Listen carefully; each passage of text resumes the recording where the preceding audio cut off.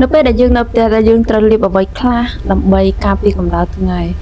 តោះហើយនេះទំនើបពីដេកថ្មីមើលមុខមើលមាត់ស្លេកអស់ហើយក្រោយពីយើងងិចទឹកហើយយើងរៀបចំខ្លួនរបស់យើងលាប skin care តិចតួចកុំឲ្យថាអូនៅផ្ទះអត់ស្អាតអីចឹងណាតែចំពោះ BB អត់ប្រើទេខ្ញុំអត់ចូលចិត្តដោយសារតែវាមានសារធាតុស្អិតហើយពេលយើងលាបទៅវាងាយនឹងឡើងមុនជាដើមតែពេលលាបទៅស្អាតមែនតែចំពោះខ្ញុំអត់ទេខ្ញុំពិចារណាខ្ញុំប្រើតែជាប្រចាំថ្ងៃរបស់ខ្ញុំគឺខ្ញុំប្រើ Essential ដែលវាជាប្រភេទ sunscreen ដែលការពារកម្ដៅថ្ងៃហើយពេលយើងលាបទៅវាចូលមុខអស់ហើយវាមានភាពភ្លឺរលោងហើយវាមានសំណើមនៅពេលដែលយើងលាបចូលស្បែកមុខរបស់យើងស្រួលលាបមែនតើក៏ដាក់ទៅញីទៅខ្វិចហើយបាទព្រោះវាលក្ខណៈថាចូលមុខអស់អញ្ចឹងឃើញស្បែកមុខយើងបែបធម្មជាតិខ្មៅគឺឃើញខ្មៅសឃើញសហើយចំពោះស្នាមទាំងប្រមាណគឺយើងឃើញនឹងអត់អាចលាក់បាំងបានទេដោយសារវាជាប្រភេទ sunscreen វាមិនមែនប្រភេទ BB បើជាប្រភេទ BB វាជួយបិទបាំងស្នាមរបស់យើងធ្វើឲ្យមុខយើងស្អាតចឹងទៅក៏ប៉ុន្តែចំពោះ sunscreen គ្រាន់តែជាប្រភេទការពារកម្ដៅថ្ងៃរយៈពេលខ្លីដែលយើងតាមប្រភេទរបស់ផលិតផលនីមួយៗចំពោះផលិតផលខ្លះវាអាចការពារ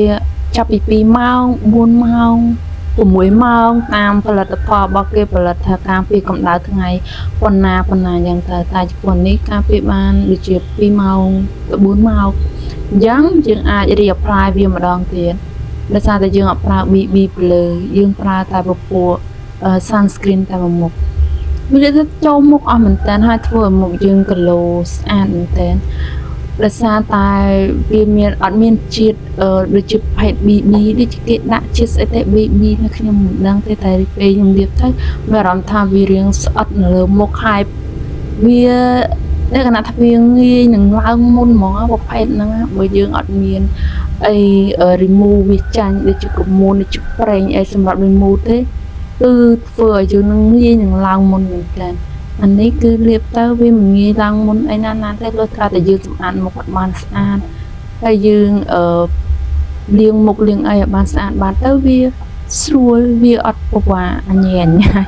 ណាមួយវាទូចស្រួលដាក់ក្នុងកប៉ាល់ក្នុងអីទៅកន្លែងធ្វើការកន្លែងហ្នឹងថាហើយយើងថែមតែក្រែមថែមតែអីបន្តិចមកពេលយើងអាចដើរចេញក្រៅបានដោយ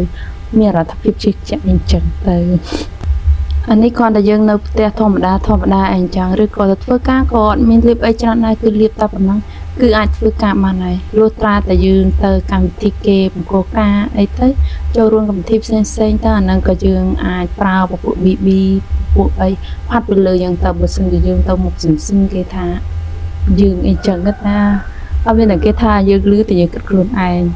ហើយក្រោយពីនោះក៏យើងមានលាបប្រេងដើម្បីធ្វើស្អីយើងទន់រលោងផងដែរដែលវាជួយធ្វើឲ្យសរសៃសក់យើងមើលទៅវារលោងស្អាតហ្មងអត់ញ៉ាំបាសអីចឹងទៅ